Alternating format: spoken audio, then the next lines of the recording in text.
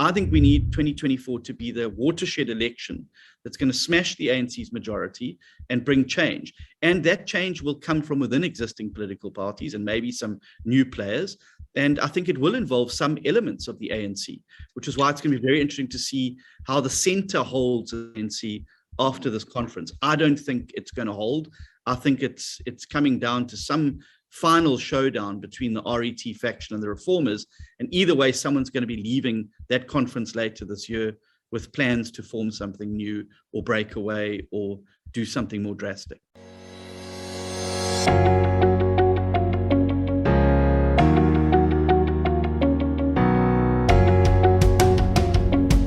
Hello, everybody. This is Solim Wang. Welcome to the #1 media company, WorldView. This is where we explore everyone's perspectives on all things that can broaden our own worldview. Today, we have John Steenhuisen. I am very excited for this discussion because John is the leader of the opposition party's formation in South Africa. He's the official opposition party in South Africa, and we're having a lot of problems every day in the governing party. We have elections in about 24 months' time. We want to know a lot about whether John and his party are preparing for this. Is he going to be the next president of South Africa? What is going on? Okay, let me not even go in there. John, as many of you might know, he was for quite a number of years the chief whip of the main opposition in South Africa, the Democratic Alliance. He became president of the party a number of years ago. I'm keen to know, of course, what it's been like, the ride so far. John, and John, welcome. Thank you again for accepting to be part of this discussion. Thank you, Solly. It's great to be with you and on this incredible platform of WorldView. Thank you. Let's start with what's going on with Ramaphosa. Is it Dollargate, Papalagate? Is it Farmgate? What is going on there, and what is your view, and what should happen? Well, I mean, I think that it's a completely unsatisfactory state of affairs, and frankly, it stinks to high heavens. The fact that the president is yet to take the country into his confidence around the key questions, I think is putting even more blood in the water around this particular issue, particularly given the fact that this is a president who's predicated his entire presidency on being seen as the clean alternative to the decades of state capture under his predecessor, Mr. Zuma. It's been his leitmotif, clean, accountable government. And so this doesn't go well for him. And I think that he's being disingenuous as well. On Sunday, he said he's never stolen money. No one's accusing him of stealing money. People want to know how a large sum of foreign currency found its way into the furniture at his home, where it came from, who paid the money to him, why was it not banked, was it declared to SARS, why was no police case opened? That's not accusing the president of theft. It's asking legitimate questions. And it comes back to the first principle, Solly, of equality before the law, which means that the law must apply to everybody in the country equally, whether you're an ordinary citizen or the president. The South African Reserve Bank controls and the Financial Intelligence Center controls, as well as the South African Revenue Service regulations, must apply equally to everybody. And the president needs to come clean on this quickly, because in the absence of his commentary or the absence of his side of the story, that vacuum is being filled by speculation, and that speculation is not good. Yeah, look, the ANC is heading towards an elective conference in December, John. We all know that. And we know that all these people who've been coalesced around former President Zuma are gunning for him. They really want him out. And we also know that Arthur Fraser, who laid the charges against Zuma, is not an unaligned person. He's clearly aligned to Zuma. He's a man who, for mysterious reasons, released Zuma from prison. He's also, I have no idea why Ramaphosa retained this man when he became president. Do you think it could be because Ramaphosa knew this guy, knew some things about Ramaphosa? Like it was like a matter of keeping the enemy inside the tent, pissing out, and then the enemy out, pissing in. Yeah, well, I mean, look, I've often described Arthur Fraser as the J. Edgar Hoover of the South African political scene. As you may recall, J. Edgar Hoover was unmovable because he had the files on every president, and that's why he lasted so long as the head of the FBI. And I've no doubt Mr. Fraser's got files on everybody in South Africa because he was running the principal agent network. But here's the problem that the president has, Solly, is that he cannot come out now and say that Mr. Fraser is a bad man.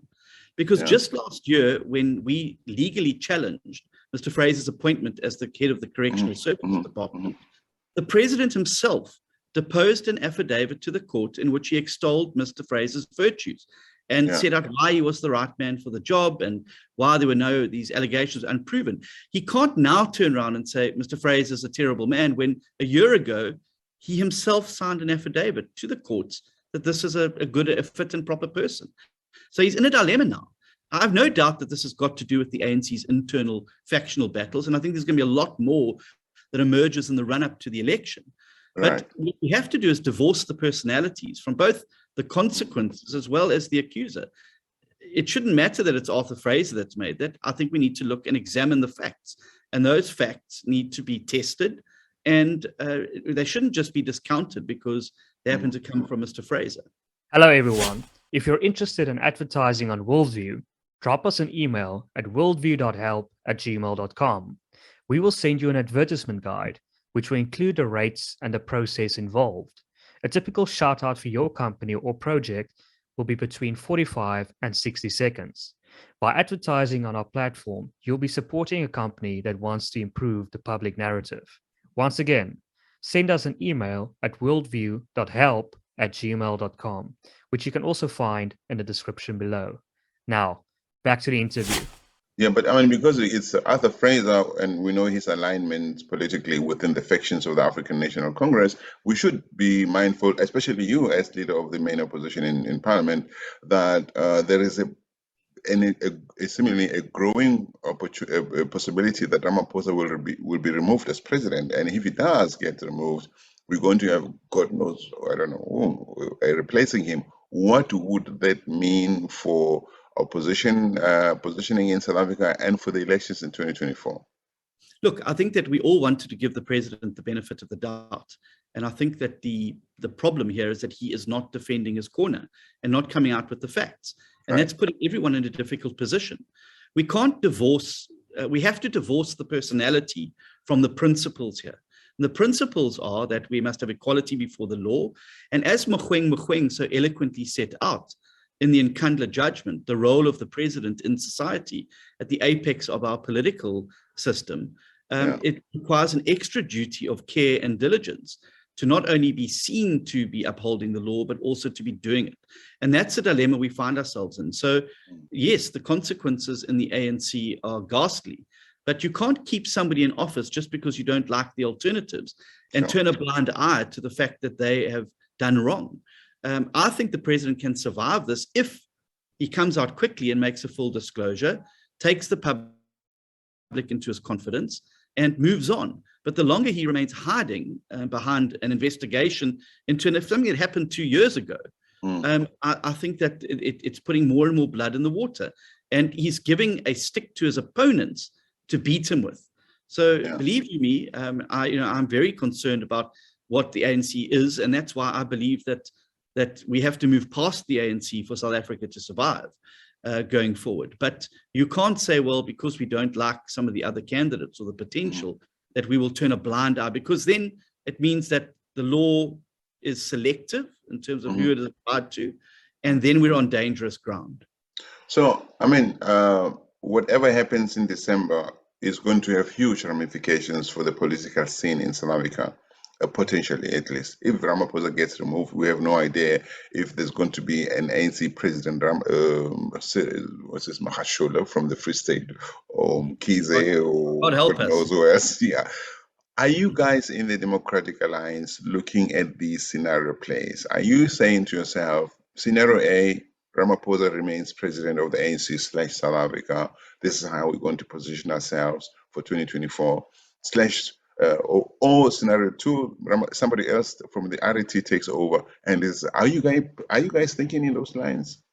Well, for me, Solly, what's going to be important, it's going to, I think, answer the dilemma that analysts, the media, and us as the opposition have been wanting to see, is what is the balance of forces in the ANC between the RET faction and what, the Ramaphosa faction. Right. And I think that we're finally going to be able to see that in visual numbers that takes place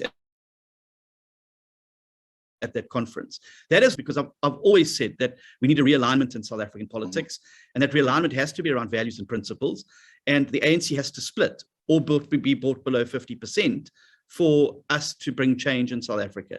Nothing is possible if the ANC stays above 50%, because we're going to continue on the same trajectory. There may be different people at the top, but the policies will remain. Our economy will continue to stagnate. We will eventually reach an intersection between what we're paying on social grants and our income, and our debt servicing cost will grow up. I think we need 2024 to be the watershed election that's going to smash the ANC's majority and bring change. And that change will come from within existing political parties and maybe some new players. And I think it will involve some elements of the ANC, which is why it's going to be very interesting to see how the center holds the ANC after this conference. I don't think it's going to hold. I think it's coming down to some final showdown between the RET faction and the reformers. And either way, someone's going to be leaving that conference later this year with plans to form something new or break away or do something more drastic. Right. Look, we've just announced a 1.5%, I think, increase in GDP, in economic growth in South Africa. Do you give credit to the African National Congress for this growth? No, I don't. I think it's a result of the rising commodity prices in China and around the world. And I think it's going to be completely wiped out, unfortunately, in the next 2 quarters. I believe South Africa is heading into what I call the winter of discontent. And it's a toxic mix of rising inflation, which is also a global issue, but it's going to land up here in South Africa, spiraling food prices as a result of the war in Ukraine and other factors, massive fuel price increases, and of course, blackouts. We're going to see far more Eskom blackouts as we go into winter. They're struggling to keep the lights on in summer. In winter, it's going to be virtually impossible. And of course, the fuel price has a knock-on that, because we all know they're burning millions of liters of diesel. That mixed with the massive unemployment, hunger, and poverty that is in South Africa, I really suspect that we're going to see scenes that we saw in July last year, isolated in KwaZulu-Natal, spreading around the country as this winter of discontent continues. There's nothing in the South African economy that shows me that the fundamentals for growth have been relayed. There's no major reforms that have happened that would set the table for that growth to occur. And so I think it's a once-off spark, small as it is, and welcome as it is, I will say. It's as a result of the rising cost of commodities. And as China starts to slow down and COVID starts to reappear there, I think it's going to disappear. There are rumors out there, John, that the DA is not excluding a possibility of a merger with a faction of the ANC. Is it true? I mean, are you guys like so desperate to become the leaders of South Africa that you will align with some people from the ANC to get in there? What's going on? Well, I believe that there is a realignment of South African politics that needs to take place and a breaking of the logjam. But that can only happen if the ANC is brought below 50%. So I don't think there's any game in town if the ANC remains above 50%. And as I've said, the trajectory that we're currently on, which is a downward trajectory, will continue. I do believe there has to be a realignment, and the realignment has to be around values. And those include constitutionalism and respect for the rule of law, non-racialism, a social market economy that accepts the state is an actor and has a role to play in the economy, but it must know what that role is, and it shouldn't impede other sectors, and should use the private sector as a partner for growth and job creation. And finally, building of a capable state, which is free of corruption and is downsized to be able to achieve what needs to be done. I think those are the core foundational values around which a realignment will take place. So there's going to be a number of scenarios that happen after the 2024 election. We're working very hard to bring the ANC below 50%, but what we're also trying to do is demonstrate that coalitions are a way to govern effectively. Coalitions have had a very bad rap in South Africa over the last 5 years, and the coalitions that we've set out to establish in Johannesburg, in Tshwane and Ekurhuleni particularly, I think are going to be very, very important to demonstrate to citizens that a coalition is possible. I don't believe there's going to be a party that gets a majority in the next election, and I think we're going to be forced to be around the coalition table. But if you're saying to me the ANC in its current form, absolutely not. I mean, I don't want to be sitting around the table with the likes of Ace Magashule, Didi Mabuza, and the others. There's no deal then, because what you will then do is make the mistake that the MDC made in Zimbabwe, where they went in and actually just breathed life back into ZANU-PF and allowed them to carry on their looting and their tyranny, and at the cost. But I do believe that there is coming a time in South Africa where people who may be wearing different party political T-shirts now are going to be forced by circumstance to sit around a table and try and hammer out a new consensus and a new reform agenda for moving the country forward. And we're hoping that the examples that we've set in these metros now are going to be able to lead the way towards that. But John, the coalition experience that we have in South Africa to date is a post-electoral coalition arrangement.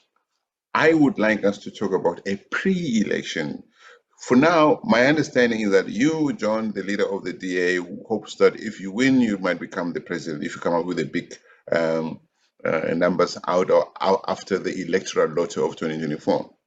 Maimane would like to become president. Mashaba would like to become president, even if they don't say it so loudly. And all the other opposition parties, present and future, want to see, let's go into the elections, and this is what's been happening up to now. But then everybody comes out with little part numbers, and they end up being, that if you look at Patricia de Lille, offered a little position as a minister. She forgets good, whatever party she was before she came in there. She's now playing on the ANC's mandate.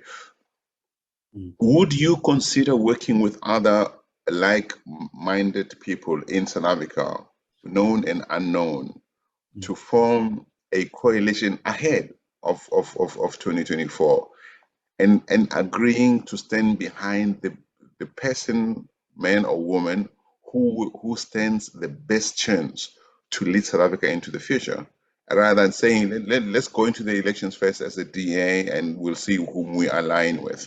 Are you prepared to do a pre-electoral coalition? Sorry, we'll do anything that sees the ANC unseated and that's in the best interest of South Africa. And I mean, the scenario you're talking about was used in Kenya as well, and the Umbrella Coalition, etc., that contested under the one banner. Right. There are lessons, though, in our history that it doesn't always work out for the best. And the example I give you is what was subsequently termed the collision for change in KwaZulu-Natal between the Democratic Party and the IFP. We went into that election as the coalition for change and ended up losing votes. The DA traditional voters didn't like the IFP stance on Ulundi, and IFP traditional voters who didn't like the IFP working with people who didn't want Ulundi to be the capital. And right. the net effect was that we both lost votes, and the rest is history. And the ANC were able to take control of the province. So I think it will have to be very carefully looked at and calibrated, and a case made for folding your identity in. Sometimes the sum of the parts is greater than the whole, and we need to accept that each party's task in the election will be to go out and turn out their particular constituency and bring as many chips back to the table as possible. But as I said, there may be a pragmatic approach that emerges, and I would be quite willing to sit down and have the case made and make something. And I'm not obsessed about being the president of the Republic of South Africa.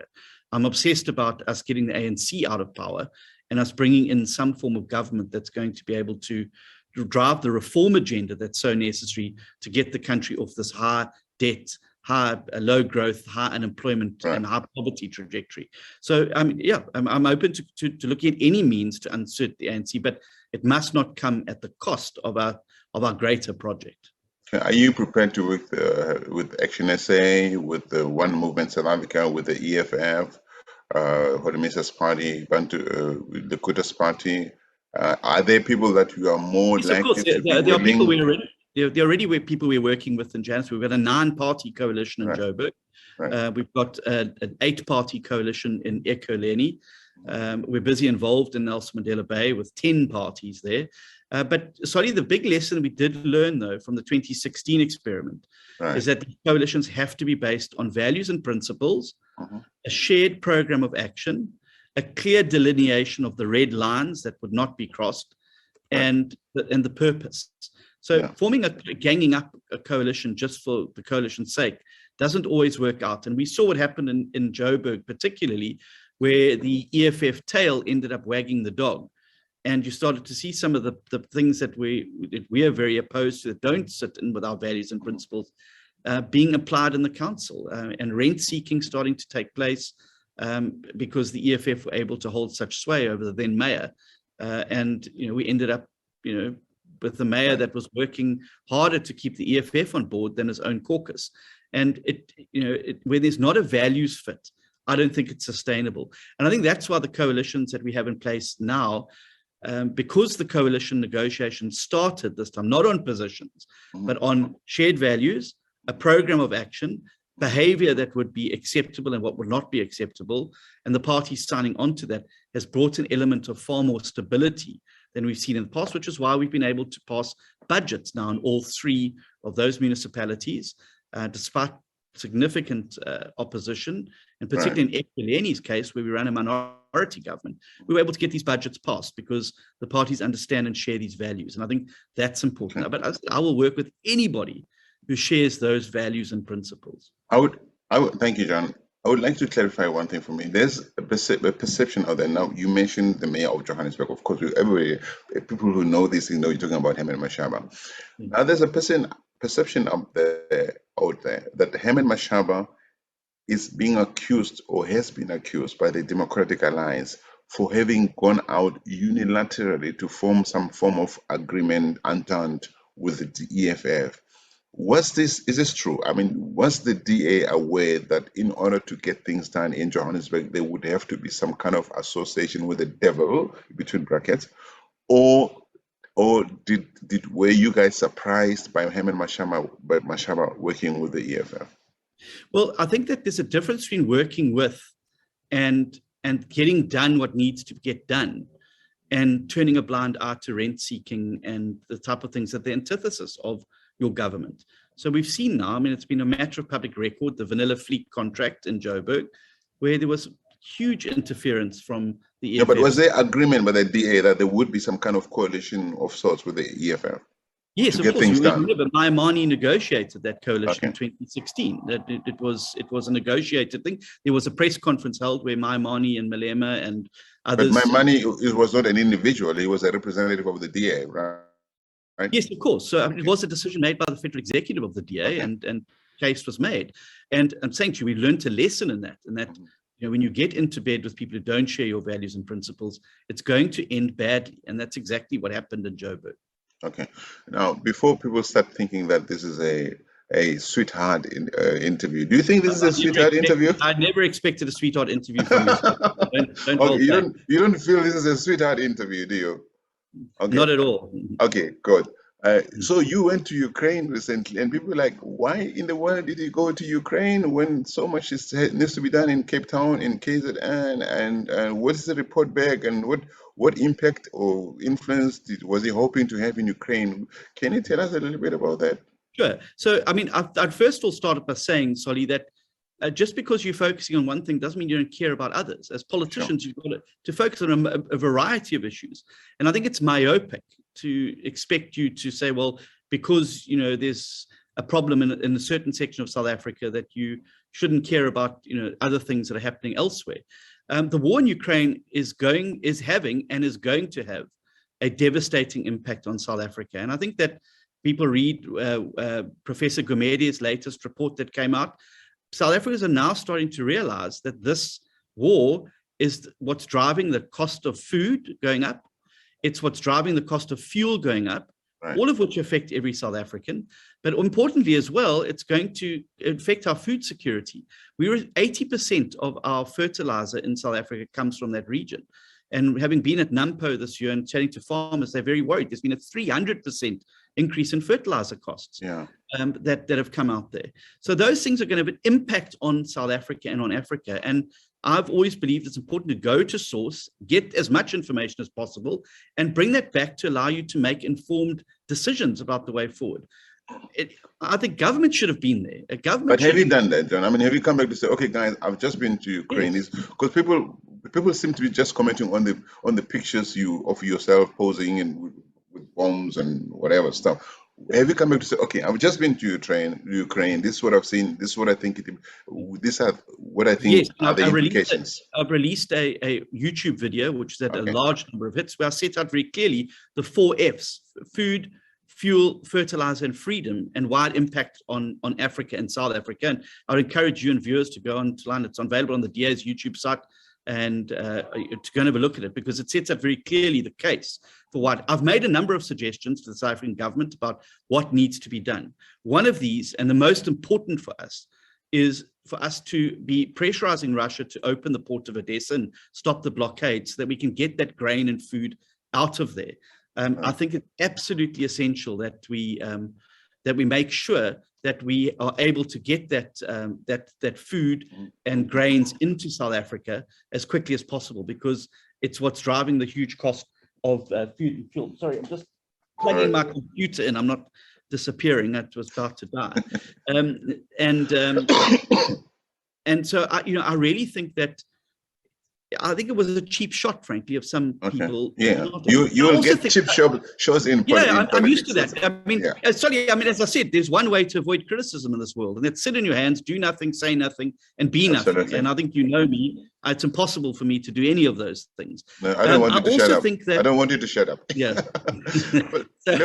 So, sorry, the other point I do just want to make quickly is that, I also think South Africa is on the wrong side of this issue. And I think it was important for Ukrainians to know, because they're on the front lines of freedom in the world now, and they're fighting, the war may be happening there, but it's an ideological battle between totalitarianism and imperialism and democracy and freedom to choose.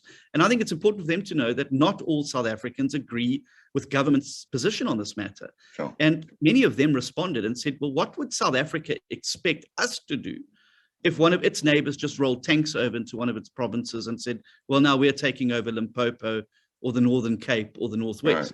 Right. I think that we would expect the world to come to our aid. And I think that's the big dilemma there. So I'm very glad we have no regrets about going. And I think in the final analysis, it's going to give me a position to be able to speak with some authority on the topic, because I've actually been there and seen for myself. Well, some people say that you should have done the same thing and gone to the Palestinian territories. What do you say to that? I've been to Palestine. I was there 4 years ago. I've interacted with Palestinian NGOs, Palestinian leaders. I've been there. I've been in Mozambique. Just this last weekend, I was in Somaliland with the leaders of the opposition in Zimbabwe, Tanzania, and Uganda, discussing. What do you think? What do you think should happen in the Palestinian story? Well, I think that we've got to make sure there is a two-state solution, and it's got to be a de-escalation on both sides. And this is the thing that doesn't that makes sense to me. We completely agree with government's official position on this matter about finding the two-state solution, a Israel that's able to live side by side with a free Palestine, and we've got to stop the aggression. War doesn't benefit anybody. An aggression, whether it's Israeli aggression or Palestinian aggression, is not going to resolve the issue. It's the same as in Ukraine. War is not the answer. But if a two-state solution is no longer viable, I mean, Israel has been taking lots of chunks of lands from the Palestinians, John. Surely maybe they need a united country where everybody has the same rights. Would that? Because what are you going to do with all those illegal Israeli settlements on Palestinian land? Are you going to raise them off? You can't. No, but it's got to be part of a negotiated settlement, Solly, that we move to a position where borders are agreed on and that occupied territory is returned. But it's also got to be a security. You can't have one country firing rockets into another. You can't have another country rolling tanks into. Once there's an agreement, hopefully there wouldn't be a need for anybody to be throwing bombs either way, right? I mean, there are victims on all sides. And, I believe fundamentally that the Palestinians have a right to statehood and a right to exist and a right to self-determination without being compromised, just as much as I believe the Israelis should as well. But well, the one thing I do know with certainty is that violence is not going to be the solution there, and that it's going to complicate things even further.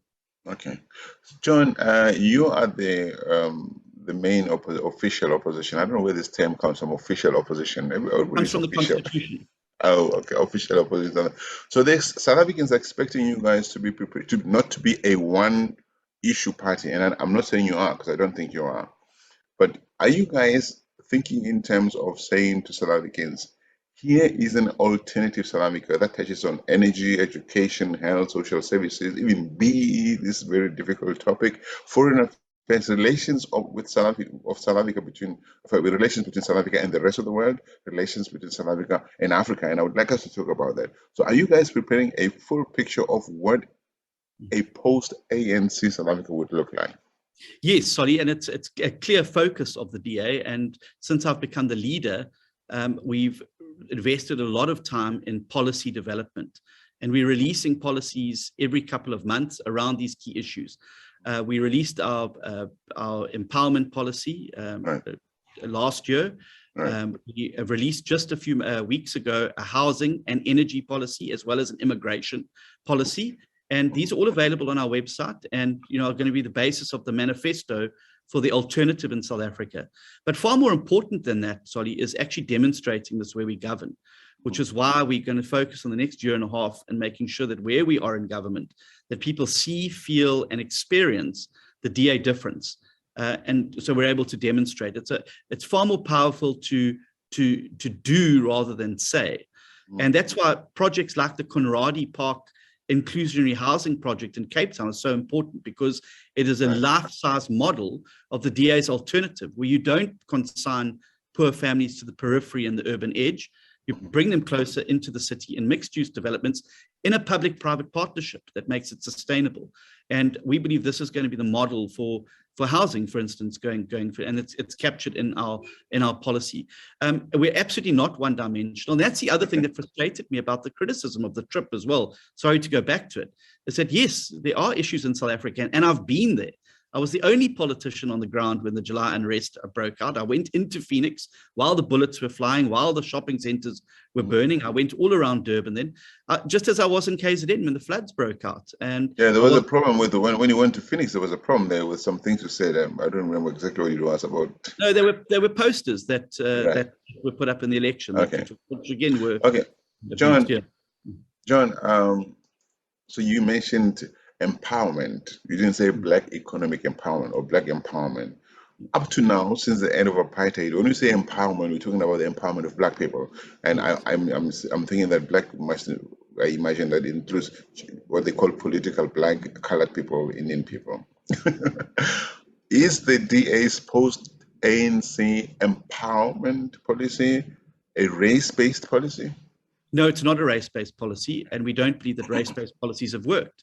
Black South African households are 10% poorer now than they were at the beginning of the BEE regime, and Black unemployment has grown dramatically. I think that race-based policies is like trying to, fix a gunshot wound by shooting the person again. You don't deal with the effects of race-based policies by adding on more race-based policies. And our focus is on poverty as the measure. We've got 30 million people that live in poverty in South Africa. Because of our history, 99.7% of them happen to be Black. But if you focus on poverty as the measure, you cut out the fat cats and the elite, and you focus like a laser beam on the people who need government's empowerment the most, people who live below the poverty line. And this is not rocket science or something new. It's how the NSFAS system works in South Africa. It's how the SASSA system works. It's how the qualification for inclusionary housing works. It doesn't look at the person's race. It does a means test. And those are the people who need the empowerment most. And so our focus is not on race, it's on poverty. The point is that if you focus on poverty, 99.7% of the people are going to be Black South Africans, but you're not going to be re-empowering the Ramaphosas, the Motsepes, the Black industrialists. Keep getting these empowerment. You're going to actually spread it a lot further. I totally agree with you. We are tired. I'm tired of race-based policies, but anyway, I'm the interviewer here. So, John, you guys are in control of the Western Cape, and there seems to be a strong movement to push for Cape independence. What is your view of that? I'm sure you're aware of it. I am aware of it, and I think it's a pipe dream, to be honest with you. And I think that the energy being expended on trying to break away the Cape from the rest of the country would be far better expended on fighting for greater federal powers for provincial and local government. That is an easy fight to win. If you look around the world, whether it's Scotland or Catalonia or Quebec in Canada, these debates have been raging for years, sometimes hundreds of years. over independence. I believe that the energy must be spent on taking power away from national government, particularly where it's failing, and devolving that to greater powers to local government and to provincial government, particularly around policing, around rail transport and integrated transport, and around ports and harbors, which I think are appallingly managed. And I think what you will then do through that devolution of power is give greater autonomy to the provinces to be able to deliver on those mandates far more effectively than national government can. To break the Cape away, you'd need to have one of the longest, hardest borders in Africa. And it just doesn't make sense to me. I think that many people have a romantic notion about it. I would rather see those organizations working harder with the DA to fight for greater federal powers, not only for the Western Cape, but for other provinces, many of whom are going to fall to opposition governments in the next election. Gauteng, for instance, is a one-seat majority in the legislature. Right. That will fall in the next election. I want those same provincial and local powers possible for Joburg and Gauteng as they would be in the Western Cape. We've got a duty to save the whole of South Africa. I want to turn the whole of South Africa into the Western Cape. And it's the only reason, sorry, to just make this last point, sorry if I'm being verbose, the only reason you have a Free the Cape movement is because they've tasted, felt, and experienced DA government. You don't see a free Limpopo or free KZN or, let's secede to Gauteng. It's because people have felt the DA difference there that they're now saying, well, we don't want to be part of the mess that is South Africa. We want this government. So, I think it's a feather in the cap on the DA, but we're now victims of that success with this particular movement. I want to talk a bit about so many things with you, John. God, the Eastern Cape. I mean, we know that there are many people who move from the Eastern Cape to find a better life in the Western Cape. It is what it is. These people run away from ANC-run municipalities and the provincial government in the Western Cape, in the Eastern Cape. Are you guys, as a DA, positioning yourself in the Eastern Cape to create a province that is as successful, hopefully, or at least well run, well managed, still relatively well run, well managed as the Western Cape? Or how are you doing to say, especially for the poor mayor of Cape Town who has so many resources, just like Mashaba had the resources in Johannesburg, but he didn't know how many people he was catering to. It's the same thing is happening to Cape Town. What do you think should happen? Well, I think there's an imperative to fix the Eastern Cape. And let me just say that I think the Eastern Cape is one of the provinces in the country that's got the most potential. And it's devastating to see that being squandered by poor governance and maladministration. They've got incredible people, they've got wonderful resources, and they've got incredible coastline and massive, massive talent in that province. It's just been mismanaged. We would love to build the Eastern Cape. And in fact, we have done so in the Kocha municipality, which is around Jeffreys Bay, which is the DA-run municipality. It's the only municipality in the province that has a clean audit and is able to point to being a successful local government. And the Auditor General regularly pointed out, Nelson Mandela Bay was on an upwards trajectory when we were in power there. And that has sadly now been reversed since we've been out of power. They're 6 days away from running out of water, the first major metropolitan city in the world to run out of water. And that's all a result of mismanagement. So, we want to be able to get into power in as many places as possible so that we can demonstrate that difference. We got an increased majority in Kocha municipality this last election because the people have confidence in our ability to govern. I'm very sad what happened in Nelson Mandela Bay, where the vote got fragmented to such a degree that it's virtually impossible to cobble something together.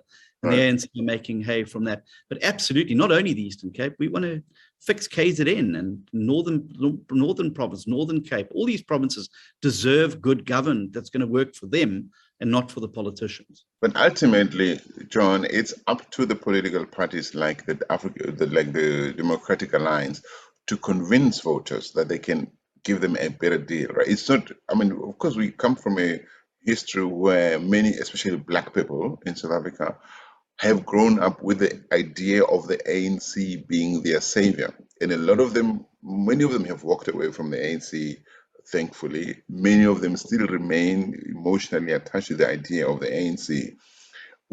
You guys in the opposition parties need to come to raise the volume of your messaging and the appeal of it in order for people to realize that South Africa can still be okay without the ANC. Do you agree? I agree completely, and I think it is one of the areas that we've needed to work on a lot better, is making the compelling case for why you should vote for us. I think in the last elections, we've seen a large stay-away vote, and I think a large chunk of that are former ANC voters who don't want to vote for the ANC, but have not been able to bring themselves to vote for another political party. Right. We have to make our case better. We've got to demonstrate where we govern that we govern better, and we've got to go and convince them not to stay away, but to come out and vote. And I think there's particularly potential amongst the 18 to 35-year-old age group there to convince those people to come out and vote, to be able to demonstrate to them that their vote is linked to a better life, and that if they want opportunities, they've got to go out and vote for them. And I think it is an area that the opposition and the DA needs to work on better, which is why I've been focusing like a laser beam on not talking about ethereal topics and getting involved in these endless debates about who's a better liberal than the next person. I want to focus on the bread and butter issues: fuel price increases, food. So I took the basic food stuff into Parliament and confronted Cyril Ramaphosa with it. Said, this is what ordinary South Africans are eating, and this is how much it's gone up. What are you going to do about it? And I think driving the issues that matter most to people on the ground, driving the issues that people are talking about around the dining room table, in the shebeen, around the braai place, or at a restaurant, and we can give voice to those issues, I think there's going to be electoral gold for a party like the DA.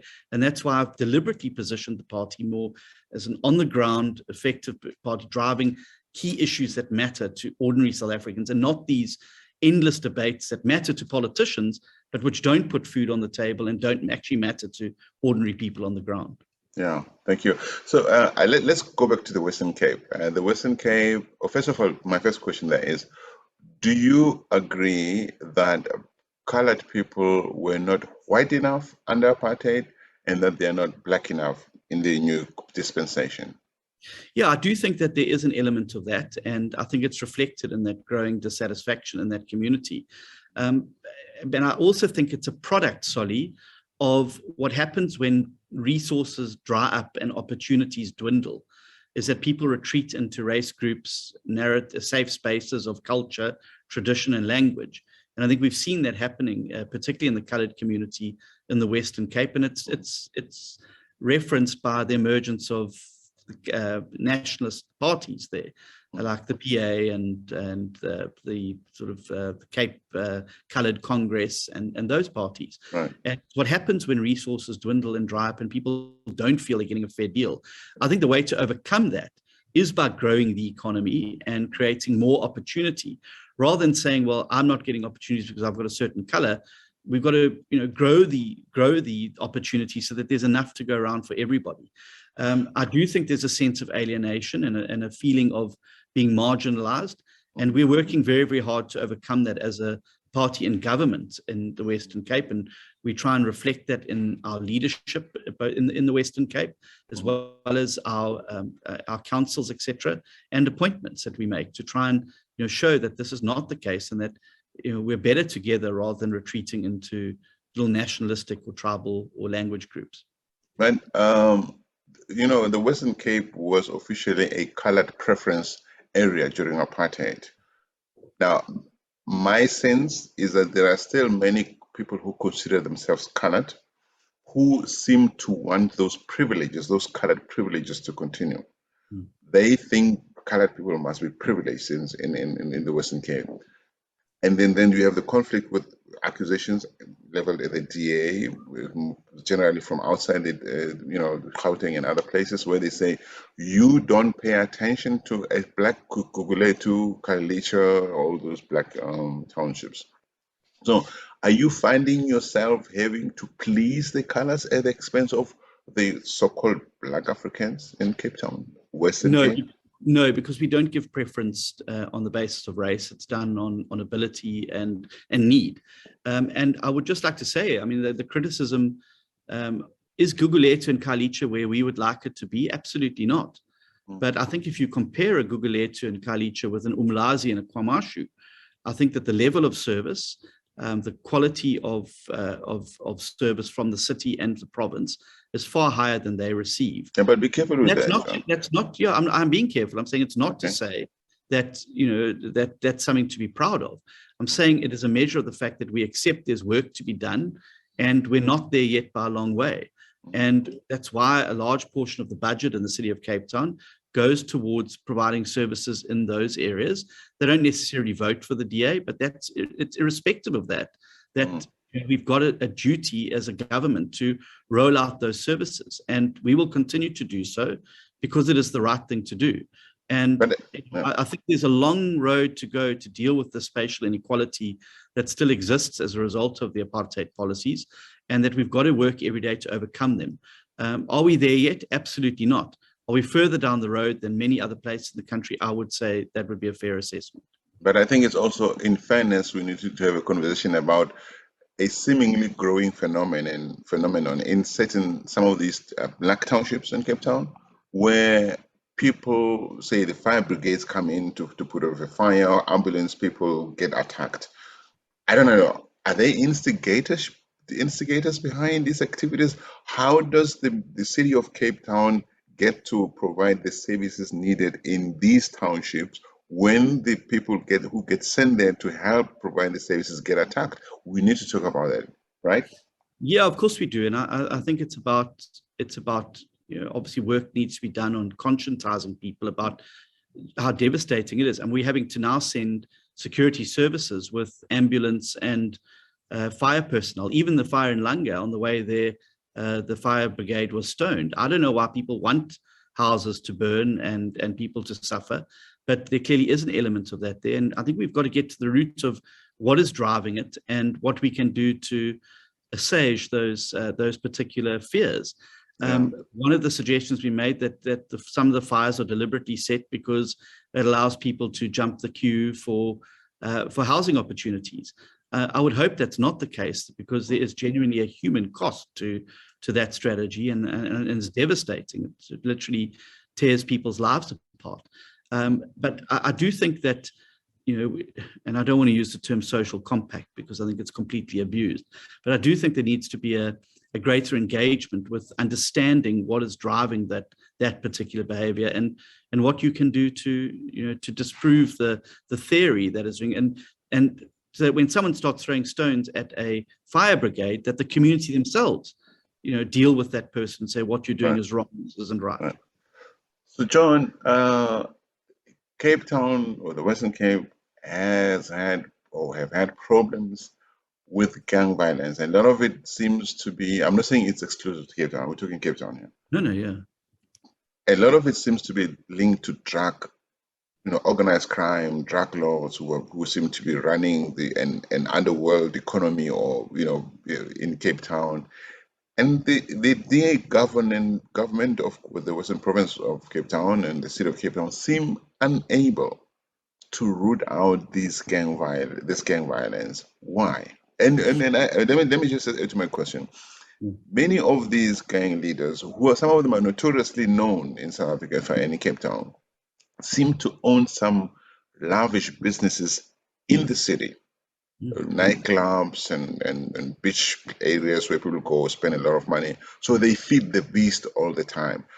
How do you deal with this? Is there anything new that the DA can propose to root out drugs and the underworld in Cape Town, and also dissuade people from spending money in the businesses they own in order to launder their drug money that kills children in Guguletu, in Michelle's Plain, in all of these places?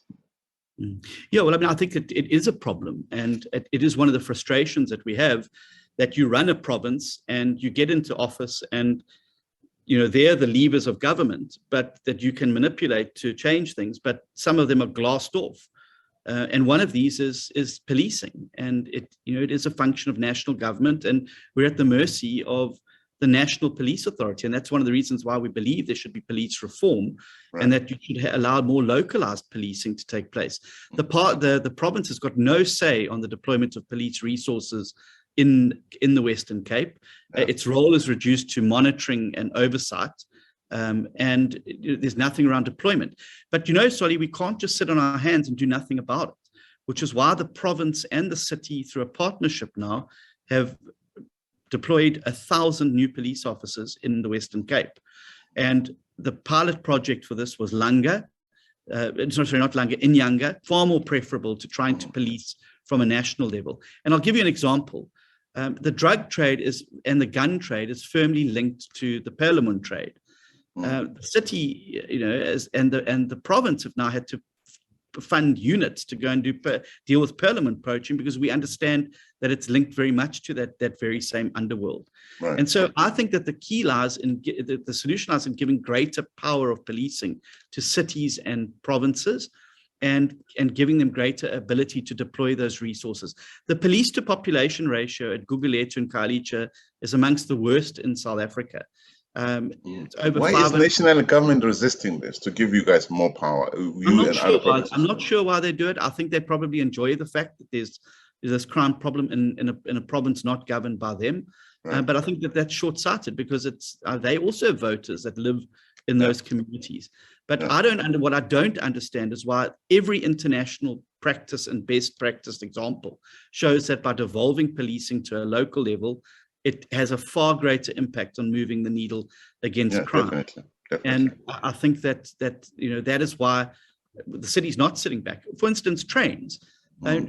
We need commuters to use trains in Cape Town, because it's a very efficient, cheap way of moving large numbers of people to work opportunities. And again, rail's not a local or provincial competence, it's a national competence. But the cities had to now put police officers on those trains to keep commuters safe from being mugged while they're traveling to and from work. Not because it's a function, but because these are citizens who voted for us and expect us to do something about it.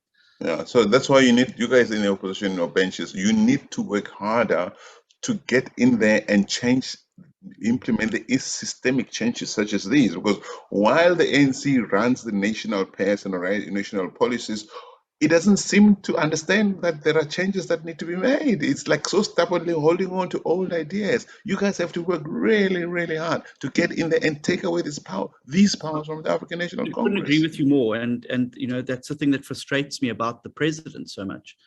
I really was greatly hopeful that finally, when he got elected, we were going to see the reforms being initiated. You cannot point to a single major reform that President Ramaphosa has driven in the last 4 years that has moved the needle in any significant way. He has introduced the size of his cabinet, and he's now got a sub-cabinet. I don't know if you're aware, but he's set up now. I'm aware of it. 28 presidential task teams, commissions to do the work that his cabinet's not doing. Yeah. So now 80 members of the cabinet, of the executive, and now you've got these 27 task teams that are now doing the work that the cabinet should be doing. And it's really disappointing, because that reform agenda is necessary. I really believe that if we don't reform South Africa and make some tough and better choices in the coming years, there's going to be very little room to maneuver afterwards. And that's why 2024 for us, I think, is going to be a make or break election for South Africa. There's another 5 years of the current trajectory, Solly. I'm not sure what's going to be waiting at the end of that. Okay, we have about 5 minutes before we finish, but the number of one question people keep asking, and John, the DA, I suppose, over the ANC hangs the shadow of corruption and nepotism, all of that stuff that we know. Over the head of the DA hangs the matter of, what do you guys do? Why do you keep losing black leaders? What's going on? Is this a culture thing? That's one thing. Two, John Steenhuisen is not really the leader of the DA. Helen Zille is it. So the Zille effect, I know you hear it all the time, but I have to put it to you, John. People keep thinking that you have a shadow of Helen Zille saying, left to the right, go forward, don't do this. Is it true? I mean, what's going on? First of all, and you guys hold on to black leaders? Two, is Helen Zille the real leader of the DA? I'd rather have Helen Zille hanging over my shoulder than Jacob Zuma as Mr. Ramaphosa. Let's deal with the first one. This notion that there's an exodus of black leaders. It's just simply, it's not borne out by the facts. We have many more people that have joined us and have been promoted and are on the front benches of Parliament and the like than have left us. There's actually been more white leaders that have left us than black leaders. Look, I think that there comes a time in the DA where sometimes people need to understand that the value for them is not where they want to be. And the party, I think, has spent a lot of time since the 2019 bloody nose we got in the election, reestablishing its roots, understanding and being far more clear about who we are and what we're about. I think the party drifted off and leading into 2019, trying to be everything to everybody, and ended up being nothing to anybody, and very unclear about what we were doing. And I think that as that clarity of purpose starts to realign, I think it is you're going to see people who no longer feel that this is for them, and that's fine. It's a natural thing in politics. People leave big parties all the time; they come and go. And yes, it's just unfortunate that there's a racial bent on this always. There wasn't the same scrutiny when Mike Waters, left Parliament. There wasn't the same scrutiny, when other people have left. Right. Some of them, Musi Maimane made a choice to leave. He wasn't forced to leave. Yes, there was an internal report that said that, there were leadership deficits and he needed to face them. The federal executive had full confidence in him, and, there was no need for him to stand down. He chose to do it out of his... But that report that you're referring to is a bit problematic for me in my analysis, all right? I think that you said it yourself earlier, 2 minutes ago, the DA under Maimane was beginning to have the kind of conversations that would help positioning it as a potential replacement to the African National Congress. And once you start having those conversations, John, some people will say, we don't want those. You can't have your cake and eat it. You can't be a potential replacement to the ANC and still remain the ANC for the DA of 10, 15 years ago, right?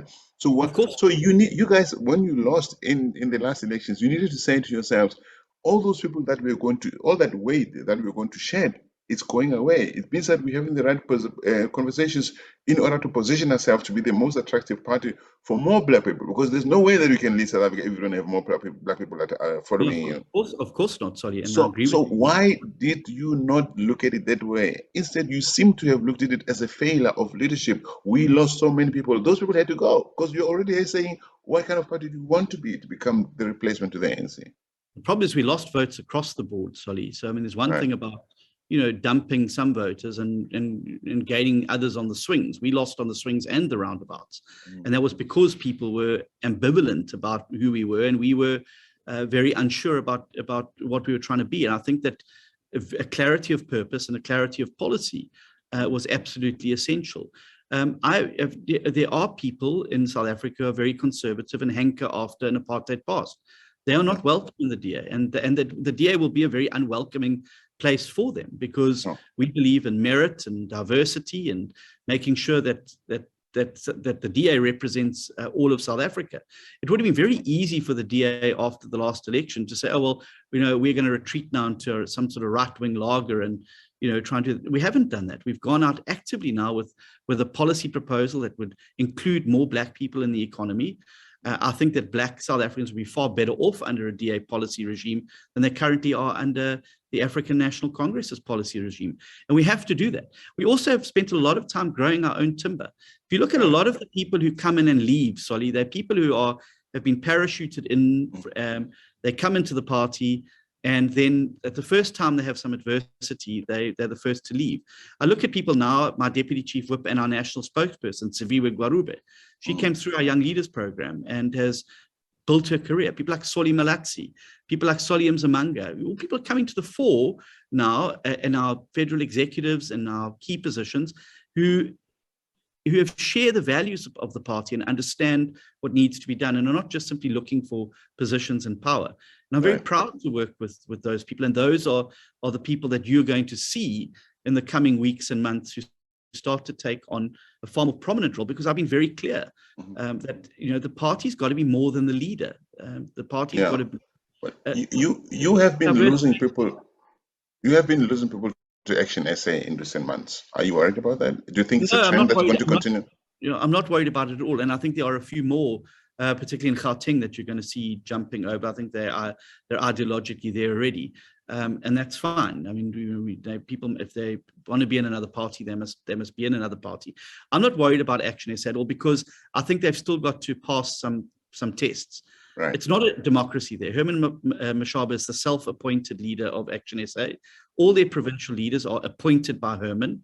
There's no internal democracy. And I think that the party is very much in its embryonic stages, and it's still going to start to be ravaged by the same thing that's bedeviled all political parties.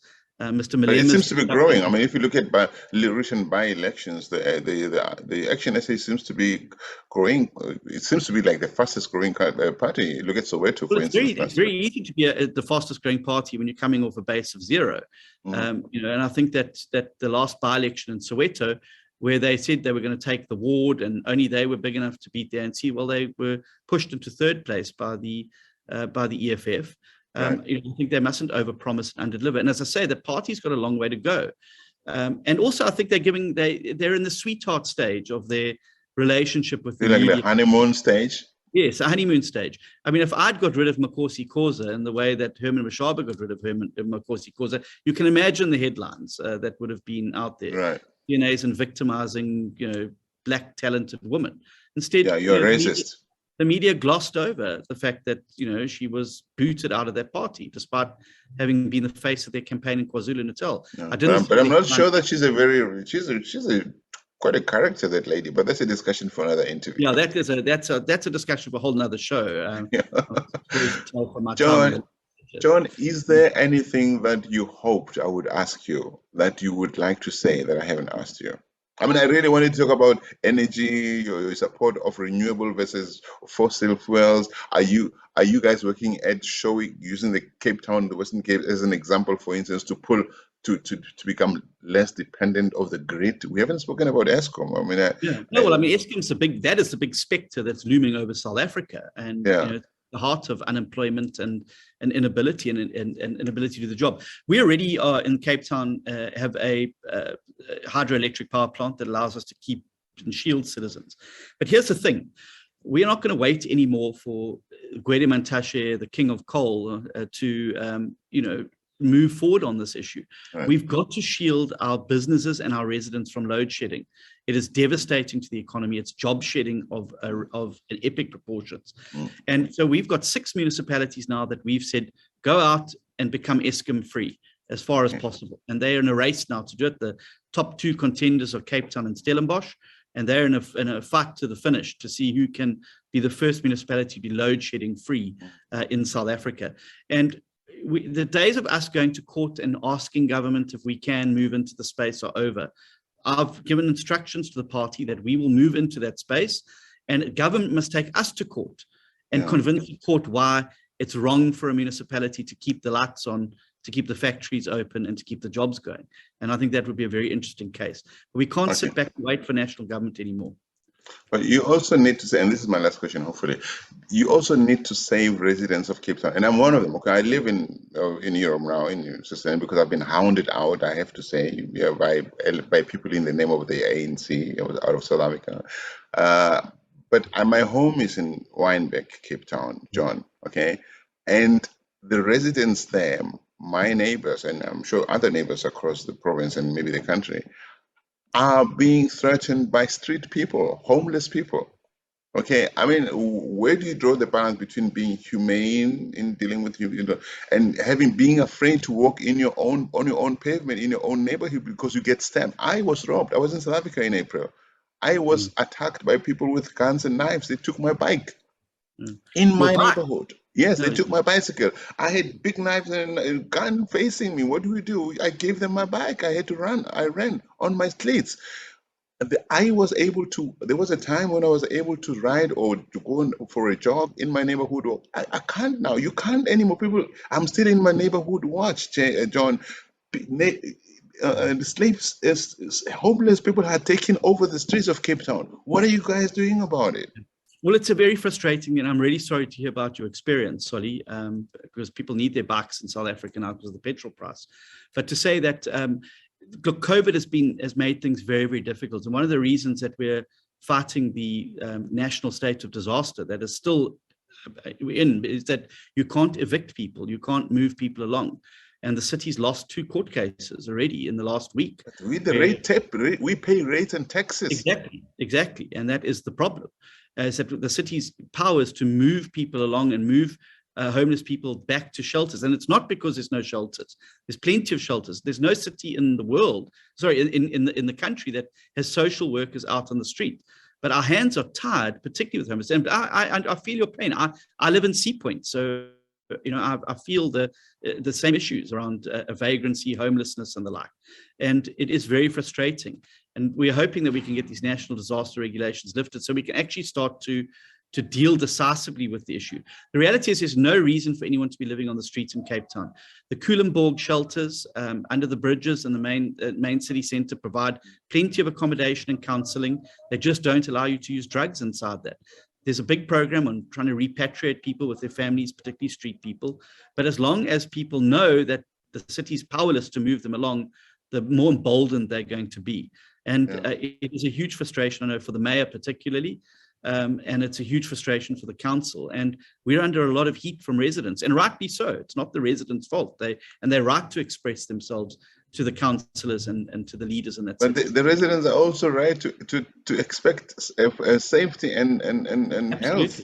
I mean, people come in and defecate in public places. They rob you. They lock themselves in their homes.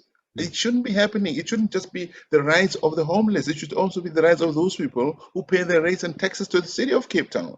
Well, exactly. And one of the suggestions I made was that perhaps we should find out those judges who keep ruling against the city. We should find out where they live and let the homeless people go and live on their verge. Because maybe they need to feel what it's like for ordinary citizens to live under siege. And my PA stays in Woodstock, and there's a square that's been occupied there. They can't even leave their house in the evening because they're essentially barricaded in by homeless people who get very aggressive when they don't provide food or water to them. So it's not, and I think there has to be a balance of rights that the courts in the Western Cape have not got right yet. And I think the judgments continuously against the city's actions and dealing with this are unhelpful and are going to lead to a situation of greater lawlessness. Yeah. John, you are the leader of the official opposition. It's normal that a conversation with you is potentially endless, but this is so much we can cover for today, and I really appreciate you for having made the time to be here, and you've been quite candid, forthright, and I appreciated every moment of it. And to our listeners out there, if you're still this far in this conversation with John Steenhuisen, it's because you've had a good time, because your own perspective has been broadened about the world, and I thank you for staying with us. If you liked what you've heard, continue supporting us. You can even email us at worldview.help@gmail.com to support this channel. It's a very independent channel, and I think you'll stay with us. John, thank you very much. And my name is Solly Moeng, as you know, from WorldView. Thanks, Solly. It's great to be with you, and thanks for the opportunity to engage with your listeners as well and the people watching wherever they are in the world. And look forward to the next one.